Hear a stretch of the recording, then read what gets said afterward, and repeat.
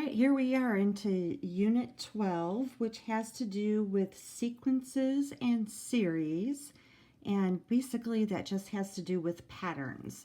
So in Section 1, it's basically just an overview of what sequences and series are.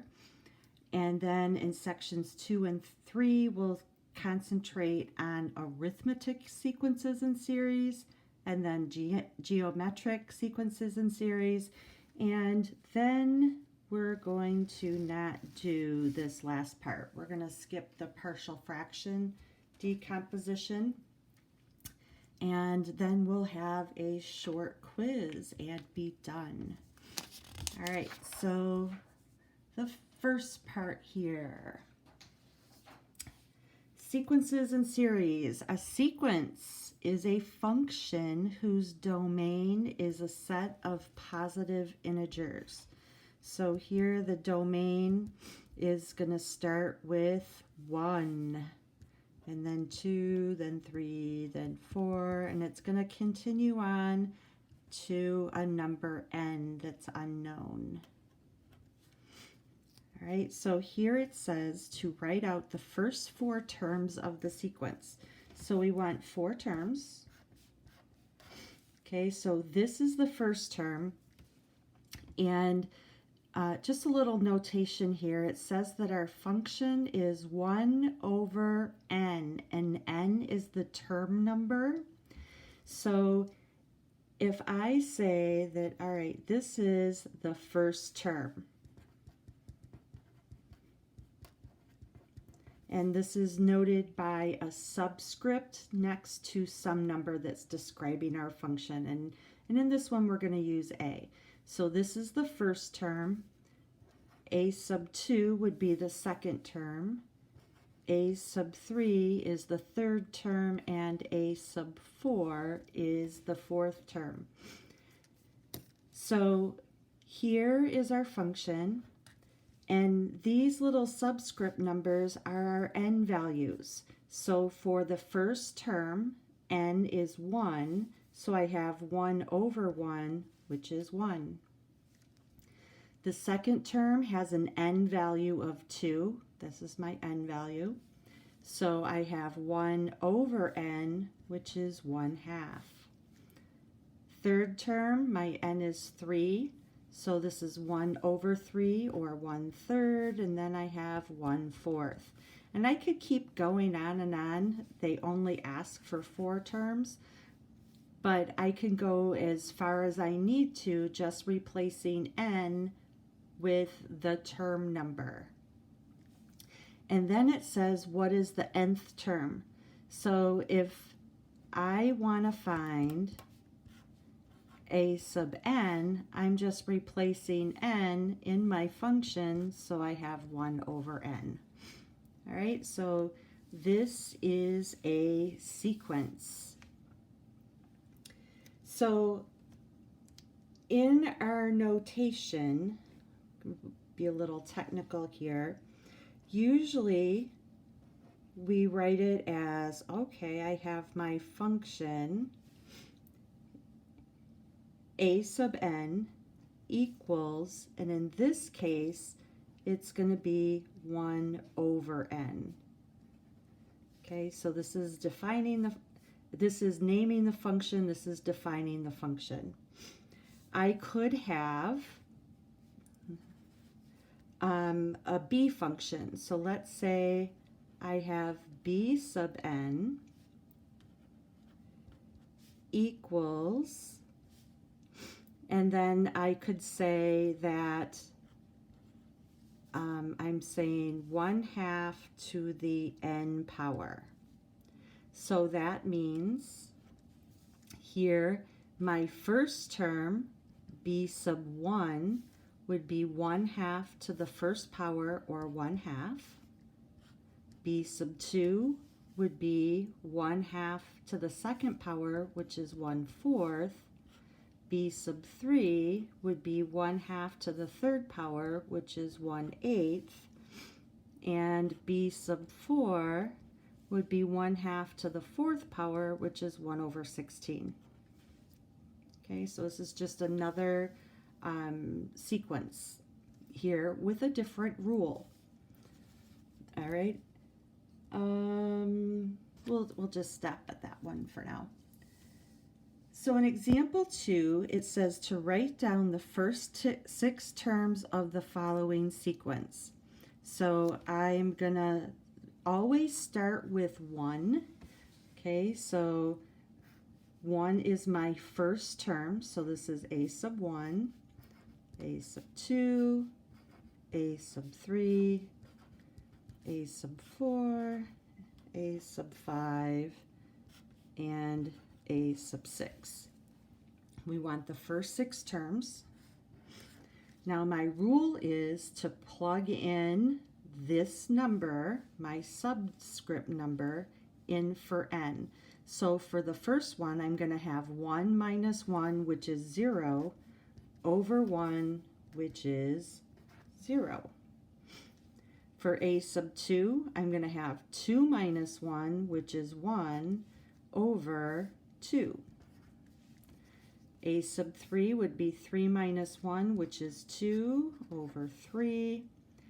4 minus 1 is 3, over n is 4 here. This would be 4 over 5, and this would be 5 over 6.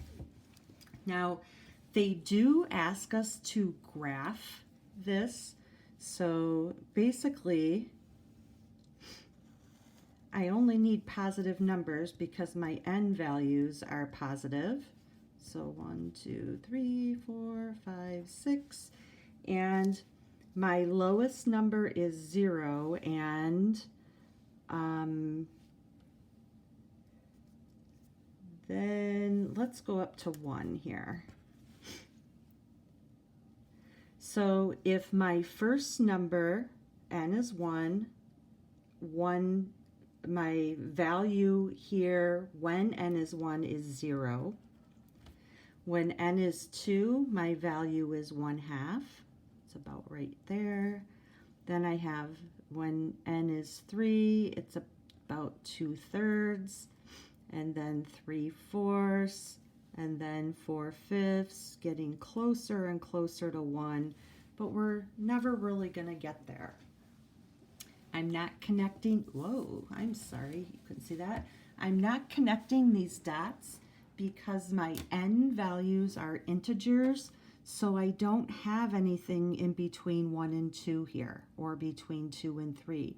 So here it's a discrete graph, and I'm just plotting the points, and I'm not going to connect them. Example 3 says to write down the first 6 terms of the following sequence and graph it. So here again, 2, 3, 4, 5, 6.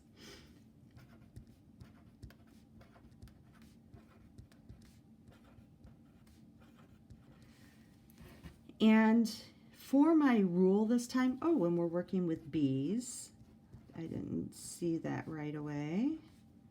I can make my A's into B's pretty easy. So in my rule, I have a -1 to the n power. Now, if my n number, basically, if my n number is odd, then I'm going to multiply this part by a negative. If my n value is even, then this becomes positive, because -1 to an even power would be +1. So if n is 1, I'm going to have a -2 over 1, so that would be -2. If my n value now is 2, this is -1 squared, or it's positive 2 over 2 for n, and that would be +1. If n is 3, this is -2 over 3. If n is 4, that's even, so that's going to be a +2 over 4, or 1/2. This is odd, so that's -2 over 5. And if n is 6, that's even, that's positive. 2 over 6 is 1/3. All right, so this time when I'm graphing, my n values are still all positive.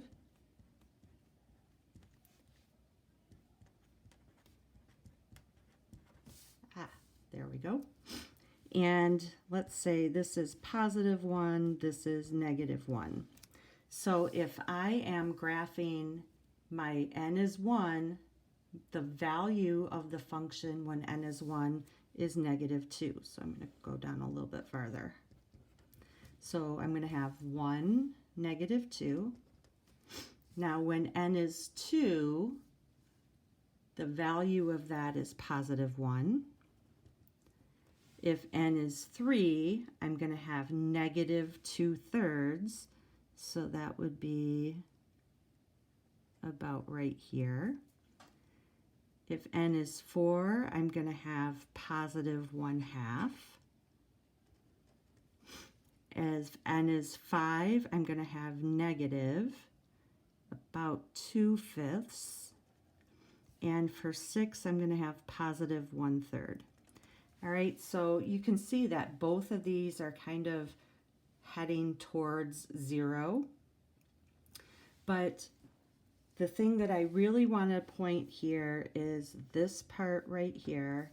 If you have a -1 times your rule, this is going to be alternating signs.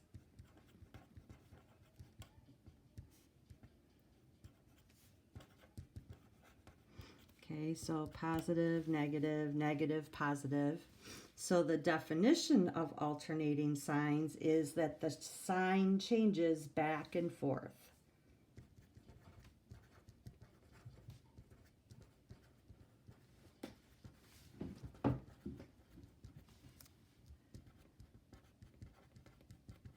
Okay, whoops, it's an H there. And that's from positive to negative or negative to positive. Okay, so that's what this part means here. All right, next page. Here I have 2 different rules. So I want to make the first 6 terms again, and if n is an even number, then it's just going to be the value of n. And if n is an odd number, it's the reciprocal of n. Okay, so they're defining this sequence as the C sequence. Like we had an A sequence, a B sequence, this is C. So here I have 6 terms, C1 to C6.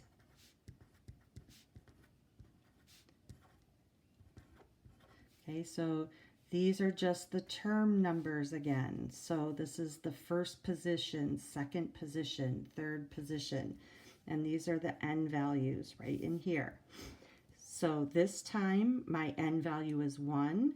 It is an odd number, so I'm going to use the odd function.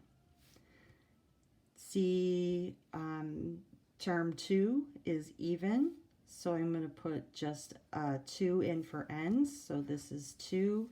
Sorry, this is odd, so I use the 1 over 1, which is 1. C sub 3, that's odd. So this time I have 1 over 3. C sub 4, that's even. So I just have 4. C sub 5 is odd. It's the reciprocal. And C6 is even. So it's just 6. And again, it's asking us to graph it. All positive numbers. And my highest is 2. So C1 is 1, C2 is 2, C3 is 1/3, C4, oh, my highest isn't 2. Let's make this 1, 2, 3, 4, 1, 2, 3, 4, 5, 6. So I have to redo this here. So I'm going to take this one away. So I have a 1 here, and C2 is 2. So that's going to be here. C4 is 4. And C6 is 6. And then I have C5 at 1/5. So really, we don't see a pattern here because these are alternating. So again, there's no line to draw. It's just a discrete graph. And remember, these are mistake points. So here's our alternating points over here. All right, so here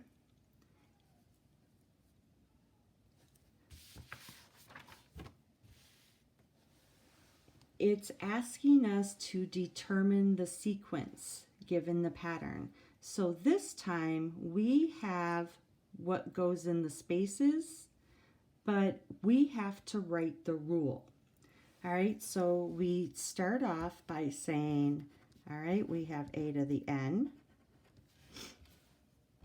and the rule is, okay, this would be e. If you look at the second one, I have e to the second power over 2, e to the third power over 3. This is the second term, this is the third term, this is the fourth term.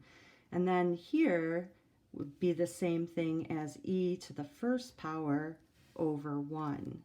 So you can see that I'm starting off with 1, 2, 3, 4, 1, 2, 3, 4. So I have e to the n power over n. And that's our rule.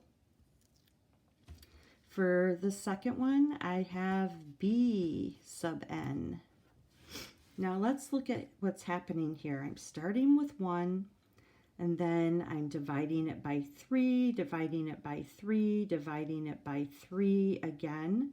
So it looks like I'm going to start with 1/3 to a power. But if my first term is 1, then 1 to the 1/3 is 1/3. So how about if I subtract 1 here? This would give me, if n is 1, 1 minus 1 is 0. Anything to the 0 power is 1. So if I want my first term to be 1 here, and I know that my rule is dividing by 3 or multiplying by 1/3, if my first term is not 1/3, we need to take 1 away, and that would give me the 0 power here. Hope that made sense. Okay, so if I want to just check in the 1, 2, 3, 4th term, I have 4 minus 1 is 3, and 1/3 to the third power is 1 over 27. Next one, c.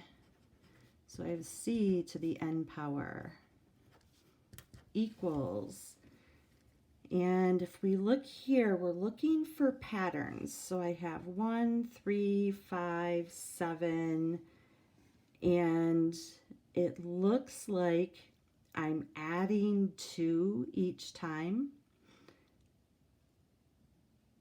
So I am going to start, to get a 1 there.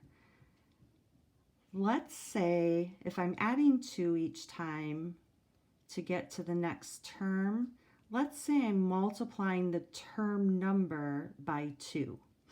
All right, so if I have 2 times n, if my first term is n times 2, that would give me 2, but if I take 1 away, that would give me 1. All right, let's try the second term. second term, my n is 2. 2 times 2 is 4, minus 1 is 3. To the third term, 2 times 3 is 6, minus 1 is 5. All right, so there we have a rule. That seems to be working here. All right, so if you had odd numbers that are going up the same amount, take the term number and multiply it by the difference, and then if it's odd, just take one away and it would get you to the first number here. Now if this was even and it started at 2, 4, 6, 8, okay, let's do that over here. 2, 4, 6, 8. I know that I am taking my n and I'm multiplying that by 2. So 2n to the first power is 2. In the second position, 2n, 2 times 2 is 4, 2 times 3 is 6. Okay, but if you have odds, you're going to have to take one away. All right, how about D? D to the n. Now, if you look at here, we have a pattern of numbers. 1, 4, 9, 16, 25. And hopefully we can recognize these as being perfect squares. So if I square 1, I get 1. So this is 1 squared, 2 squared, 3 squared. So my rule is just going to be my term number squared. And then the last one, which would be e to sub n, is going to equal, now notice you have alternating sign values, so I'm going to have a -1 to the n. Now if n is the first term, it has to be negative, but it's positive, so if I make this n minus 1, it's going to be positive. Oh, but then let's say I have the first term, n to the first would be 1, minus 1 is 0, so 0 times anything, that's going to give me 0. So I can't have a minus 1 here. What I need is a plus 1. That would eliminate the possibility that my exponent is 0. And then I have on the denominator, n is 1, 2, 3, 4, 5. So this is times 1 over n. Okay, so let's just try this. Sorry, kind of got everything in here. I can't zoom out. So if n is first term, so 1 plus 1 is 2, so that's even. Square it, so this is going to be a positive 1 over 1, and that's what I have. For the second term, 2 plus 1 is 3, that's odd, so I would have a negative number, and then 1 over 2, so negative 1 over 2. And if we keep going, we'll see that pattern continue. Now, a word that describes a pattern that continues is called recursive. Okay, and what that means is that the next term, next term in a sequence is related to the previous term.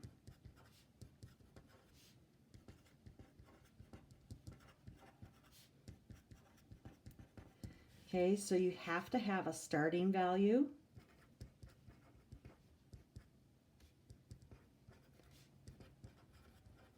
and a rule. Okay, so in this case, this is saying that my first term in the sequence n is 1. The first term is 1. So the directions say to write down the first 5 terms. 1, 2, 3, 4, 5. So I'm starting with an S1. Then this would be S2, S3, S4, S5. Now, it tells us what the first term is going to be. Our first term is 1.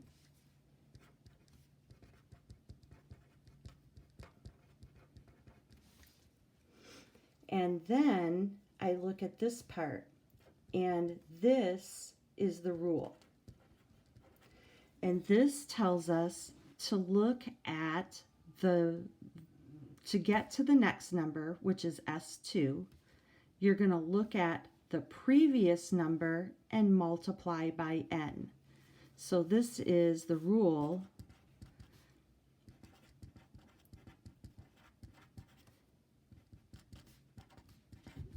Is the previous number times n.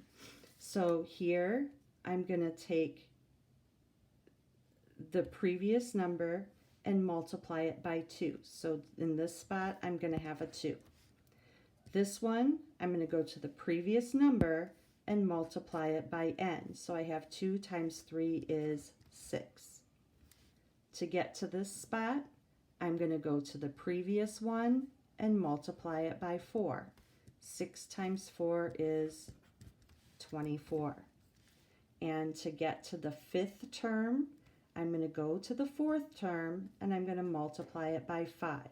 5 times 24 is 120. All right, if I wanted to go to the next term, the 6th term, I have to look at the 5th term and multiply it by 6. Okay, so I can keep going as far as I need to go. In example 7, it asks us to write down the first 5 terms of the following recursively defined sequence. And this one, they have a special name for. It's called the Fibonacci sequence. But again, I'm going to write the first 5 terms. 1, 2, 3, 4, 5. And it's saying here that U1 is 1. So in the first term is 1. It's also saying that the second term is 1. So these are U3, U4, U5. Now to get to the next term, so this is UN plus 2. So to get to the next term, I have to add the 2 previous terms. Okay, so that's what this means. Add 2 previous terms. Okay, so to get to the third term, I'm going to add U1 plus U2. So 1 plus 1 is 2. To get to the fourth term, I'm going to add U2 plus U3. 1 plus 2 is 3. The next term, I add the previous 2 terms. 2 plus 3 is 5. If I wanted the next term, 5 plus 3 is 8. And I could keep going with that, but this is actually called the Fibonacci sequence. Okay, special sequence of numbers. All right, now we're going to talk about series. Now, a series is just the sum of all the terms in a sequence. So a series is just the sum of the terms in a sequence. So basically, you're going to add them all up. So you're going to add up the terms of the sequence. So if I look at the sequence, I have the first term plus the second term plus the third term plus all the terms in between to the last term. And basically we have this notation here. This is called summation notation. I'm going to write that down.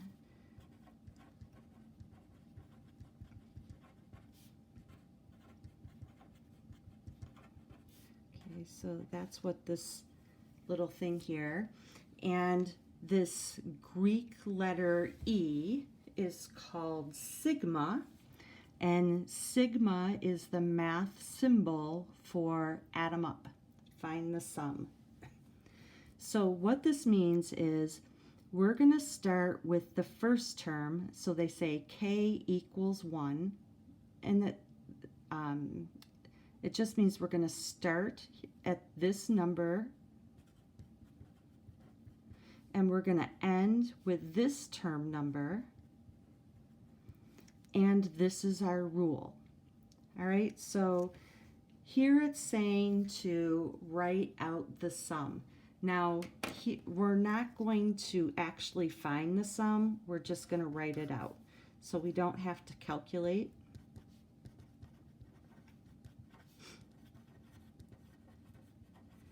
And that's nice once you see what's happening here. Okay, so I am going, whoops, I kind of wrote over this. I'm starting with the first term and I'm going to the 9th term. That was the number that was right here. So I'm going from 1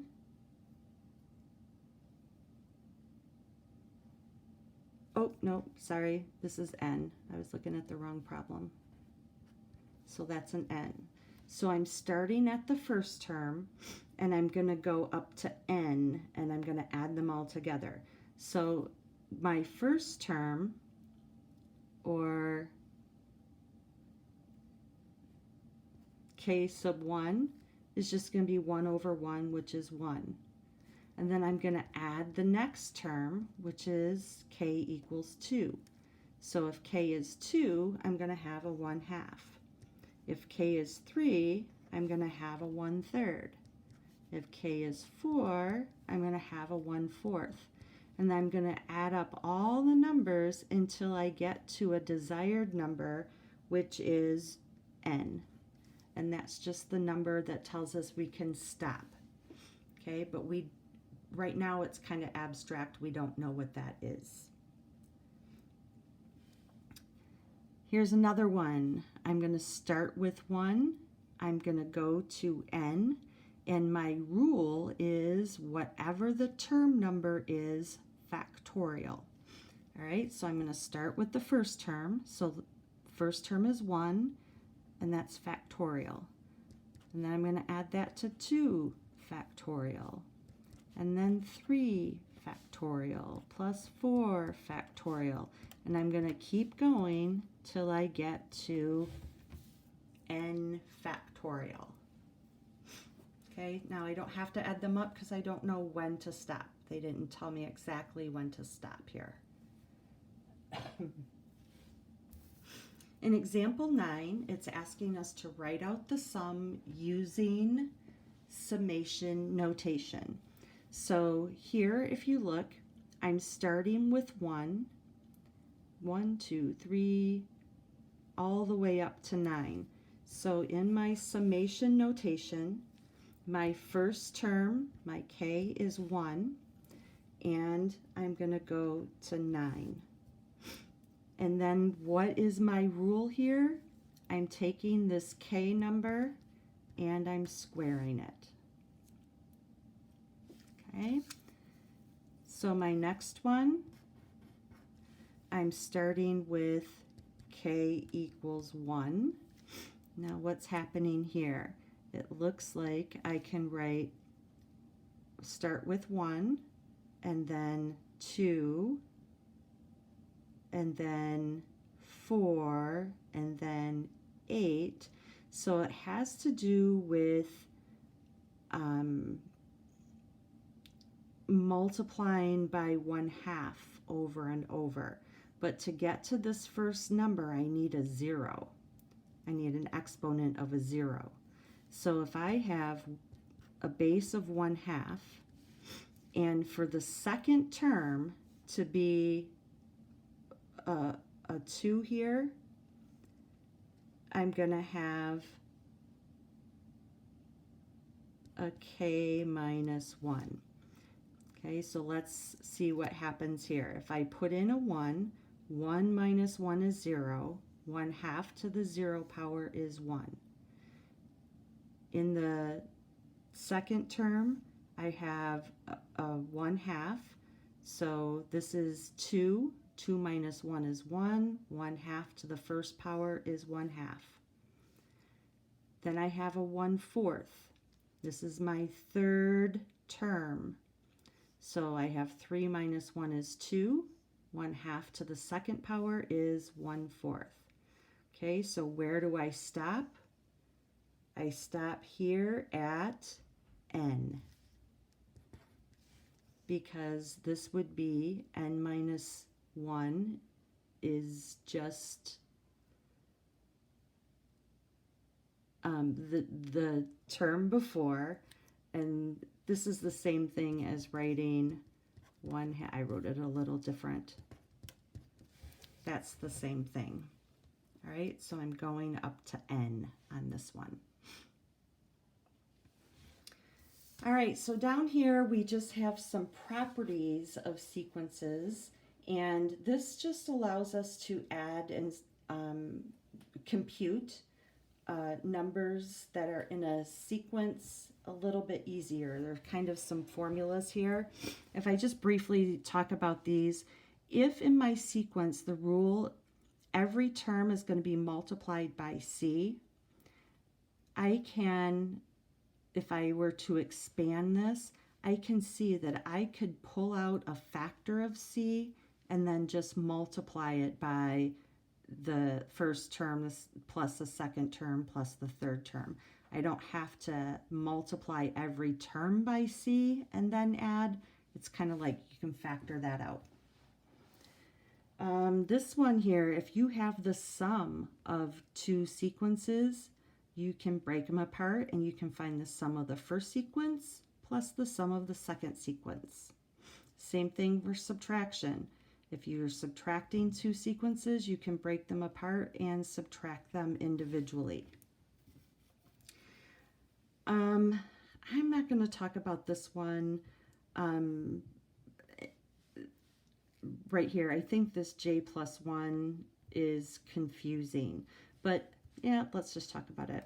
Let's say here I have my k equals 10. So what this means is I'm not starting at 1, but I could start with 1, go to 1 to whatever number I am at, and then I can subtract all the numbers below it. All right, so here I'm going to subtract from 1 to 9 because I only want the numbers starting with 10. So I'm going to subtract from n equals, or k equals 1 to 9. Okay, so that's kind of what this is all about, and we'll talk about that in a minute. On this next page, we have some more rules, and this just is telling us is if my number here is a constant, okay, I'm not multiplying anything by the term number. It's just like if this was going from 1 to 3 and this is a 6, that just means in every spot, in 3 spots, I'm going to have a 6. So what I could do here is just take how many terms I have and multiply it by that constant value. Okay, so this is a linear k to the first power. And there's a formula that we can use. If I want to go from 1 to any number, I can look here. I could take that number, multiply by 1 more, and divide by 2. And that would give me the sum of all these values. If this is squared,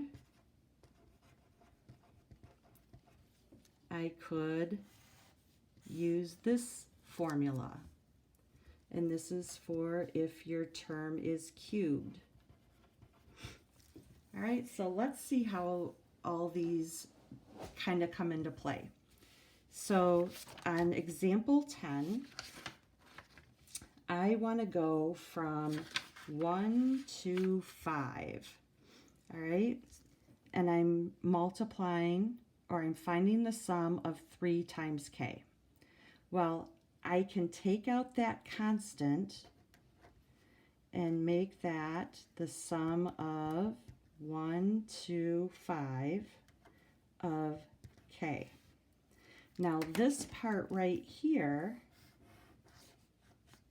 is linear. So I can use this formula to find out what the sum of these values are. So I'm going to use that formula, and my n value is 5. So I'm going to keep this 3, and I'm going to multiply by 5 times 5 plus 1 is 6 divided by 2. So this is 5 times 5 plus 1 divided by 2.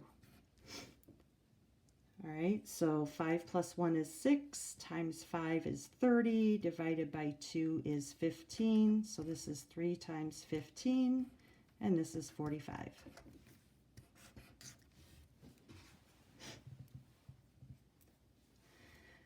All right, next one.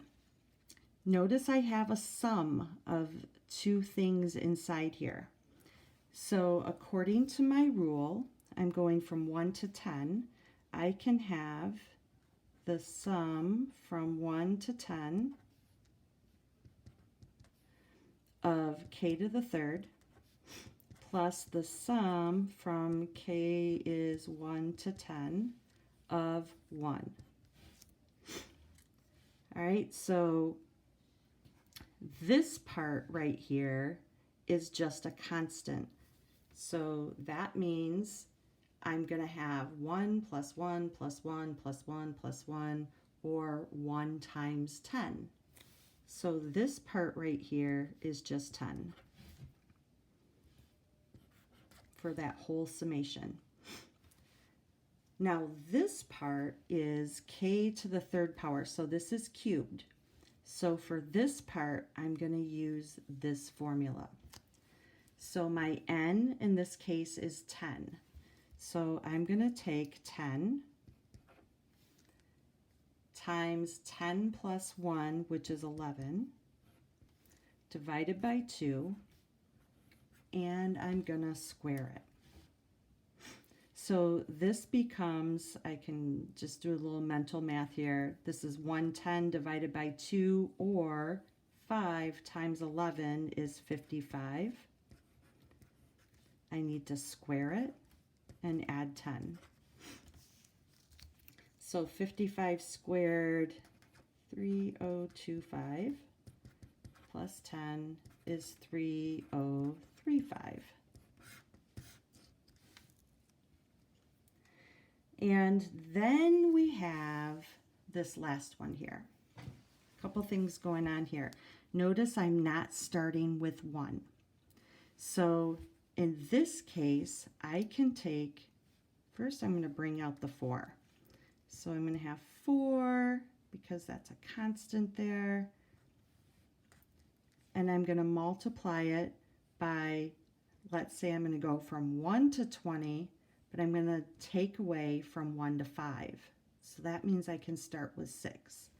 So here I go from k equals 1 all the way up to 20 of k squared. And then I'm going to subtract the terms from 1 to 5 of k squared. All right, so almost done here. So I'm going to go to k squared. I'm going to look at my formula right here. So I'm going to multiply by 4. So inside here, my n is 20. So I'm going to have 20 times 21 divided by 2, and this is squared.